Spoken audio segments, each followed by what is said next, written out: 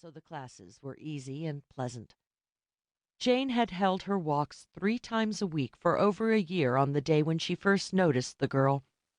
Jane had waited on the high wooden front porch of Billy and Violet Peterson's house under the tall hemlock and watched for the school buses. When enough of the children had gathered, Jane had gone inside with them and talked. The simple, inevitable logic of languages was appealing and satisfying to her students. Agawe is mine, Howe is his, Gowe is hers, Angwawe is ours, Swawe is yours, Honawe is theirs. But a language carried implications and assumptions that had to be explained. There was a history, even in its lapses and absences. A modern Seneca conversation was filled with borrowed words for the things that filled the children's houses: computers, television sets, microwave ovens. Jane found herself taking the group out to walk the roads and fields and woods of the reservation to talk about the world. Whatever scurried across the path ahead of them, or hung in the sky above, or shaded them with its branches, she could talk about without words from new languages. Most of the time, if Jane saw a teenaged girl watching, she would wait until the girl's curiosity led her close enough, then invite her to join the walk. This girl appeared at the edge of a distant stand of sycamores, then disappeared. Jane saw her 5 times that day, but the girl never came closer. Jane couldn't help knowing at each moment the route the girl must be taking, and where she would appear next. That was part of what Jane had spent years training her mind to do. When she had seen the girl twice, she could follow the rest of her progress with as little conscious effort as a hunter needed to track the trajectory of a pheasant.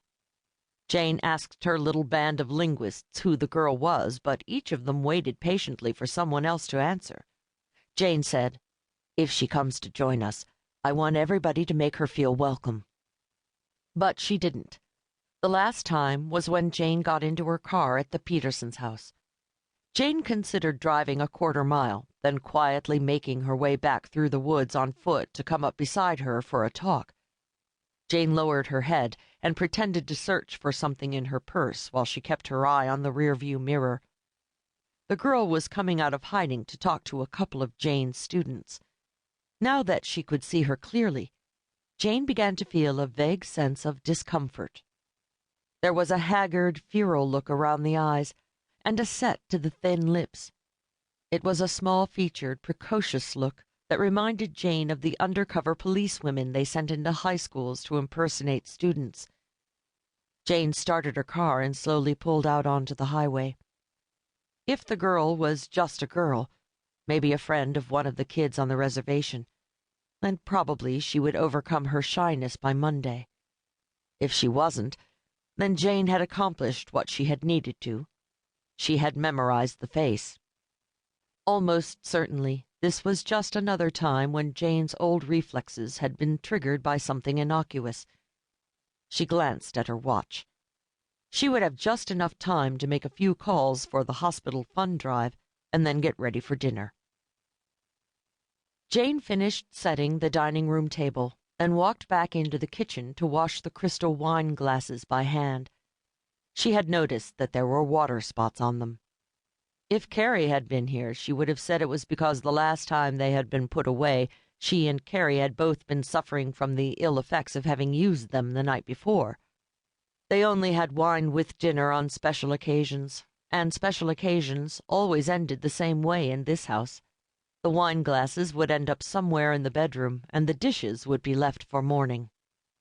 As Jane rinsed the 2 glasses and reached for the towel, she saw in her memory her mother making the same motion in the small house in Daganoweda. Her mother had probably been the happiest woman Jane had ever met. She had also been a fraud.